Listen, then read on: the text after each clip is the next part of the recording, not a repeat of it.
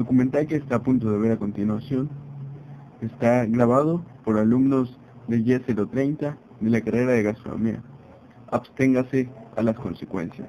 Gracias.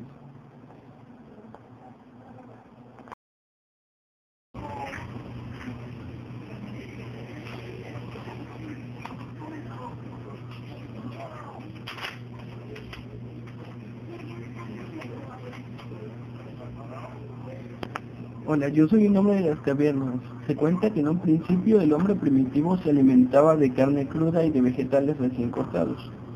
Un día por accidente, mientras se encendía en una fogata, una de las piedras calientes cayó dentro de una poza donde tenían los vegetales en agua, y esto ocasionó que se cocieran, y así fue como se creó el caldo de piedra, siendo este el primer método de cocción de la historia. Después de un tiempo, en la Edad Media, esta sopa brilló siendo la más consumida, ya que era de gran rendimiento y de bajo costo. En la historia del hombre existen dos teorías. La primera es que sí puede consumir proteínas como la carne, ya que su cuerpo estaba desarrollado. Tenían características para consumirlo. Portaban una mandíbula prominente y dura, con colmillos puntiagudos. También se dice que podía desdoblar los alimentos, o sea, digerirlos. La segunda teoría era que no debía comer cárnicos, que deberían ser vegetarianos de nacimiento. Esto se basa en que viene evolucionado del primate. Al comer vegetales logra una mejor calidad de vida. Empezó a cazar para sobrevivir a altas temperaturas y bajas, utilizando la piel del animal para protegerse. La característica fisiológica del hombre varía según el lugar donde habitaba, la temperatura y la alimentación. Dentro de la Edad Antigua existían 5 culturas que lograron destacar dentro de la historia de la gastronomía.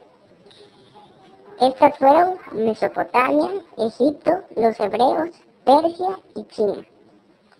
Dentro de la Edad Mesopotámica del año 7000 a 562 a.C., los vegetales más consumidos eran el trigo, la cebada, el ajonjolí, el pepino y la calabaza, siendo los animales el conejo, los insectos y el pollo, y algunos productos derivados como el ajonjolí. En Egipto, del año 500 al 1100 a.C., vegetales como poro, ajonjolí, dátil, cebolla, granada y olivo. Animales como la ternera, el ganso y el pichón. Algunos alimentos derivados de esta época fueron el aceite de oliva, la cerveza y el vino, considerada una bebida nacional. Posteriormente, los hebreos, en el año 700 a.C., consumían vegetales como la lenteja, el laurel, la albahaca, la menta, hierbabuena y eneldo, animales que fueron la codorniz, la cabra, la oveja y el pescado. Algunos productos derivados como leche, mantequilla y miel.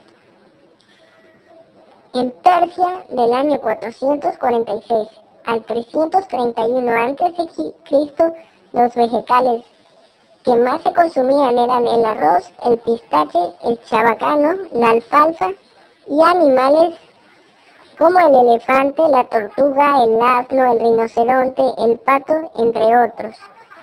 Los alimentos derivados de esta época fueron el aceite de ajonjolí y el pan.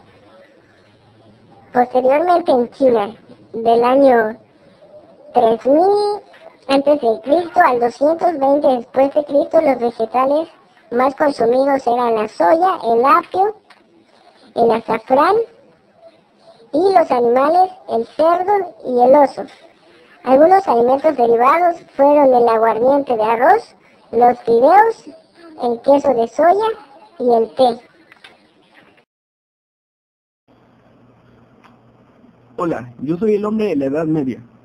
La Edad Media abarca desde la caída del Imperio en Roma en el año 476 hasta la caída de Constantinopla en 1453. Se divide en 3 etapas: la Alta Edad Media, siglo VI al XI, la Edad Media siglo XI al XIII, y la Baja Edad Media. los siglos XIII y al XV. Esta fue fundada por Constantino. Su imperio duró más de 1000 años. Este imperio es considerado el segundo mejor en el mundo. Se volvió una urbe para la comercialización. Eran cuidadosos con la etiqueta. Utilizaban tiempos en el menú. Utilizaban instrumentos para comer.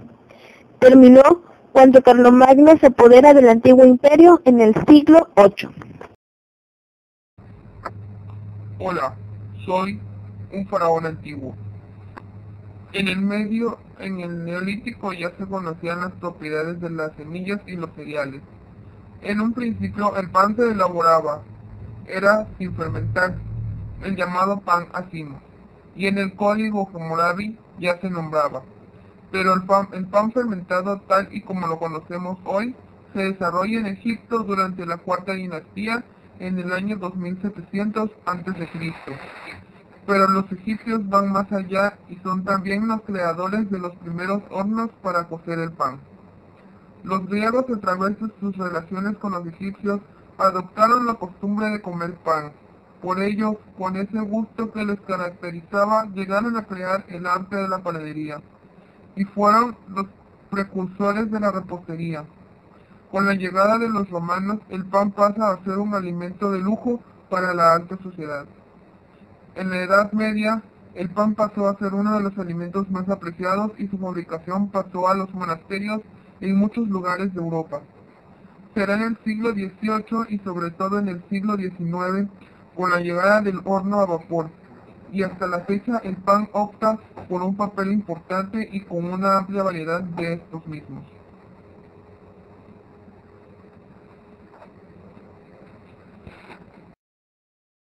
La cocina mexicana. Los primeros habitantes de México llegaron de Asia en el año 50.000 a.C. Tiempo después, en las márgenes de los lagos que cubrían el Valle de México, se asentaron algunos pobladores, atraídos por la gran cantidad de animales, que a su vez eran atraídos por el agua. Estos habitantes vivían de la caza y de la pesca, pero al acabarse y al escasear, los pobladores de la Gran Tenochtitlán empezaron a cultivar el maíz, el cual tuvieron que domesticar. Lo cultivaban en milpas junto con el tomate, el chile y la calabaza. Posteriormente pasaron a las chinampas, que son grandes extensiones de tierra flotante.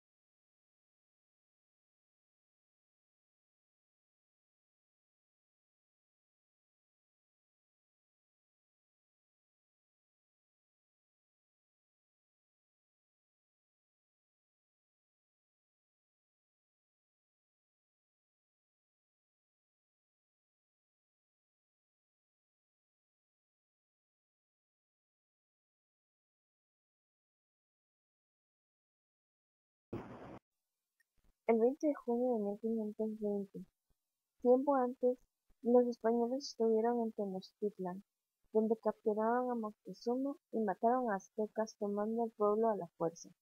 Diego Velázquez, gobernador de Cuba, le comenta a Cortés que no tomaran Tenochtitlan, que solo tuvieran intercambio, pero este hizo caso omiso. Durante su estancia, Cortés crea una alianza con los tlaxcaltecas. El gobernador, viendo que Cortés no había hecho caso, manda a su séquito de caballeros a Tenochtitlan y Cortés decide ir a detener durante su ausencia. Pedro de Alvarado, mano derecha de Cortés, durante su ausencia mató a 600 aztecas, provocando esto que el pueblo se levante en armas. Hernán Cortés, a su llegada, habla con Moctezuma para que tranquilice al pueblo. Ellos, pensando que Moctezuma era aliado de Cortés, asesinan a Moctezuma con una honda y una piedra, y atacan a los españoles. Estos huyen, y es ahí donde Hernán Cortés llora bajo un árbol, que es lo que conocemos nosotros como la Noche Triste.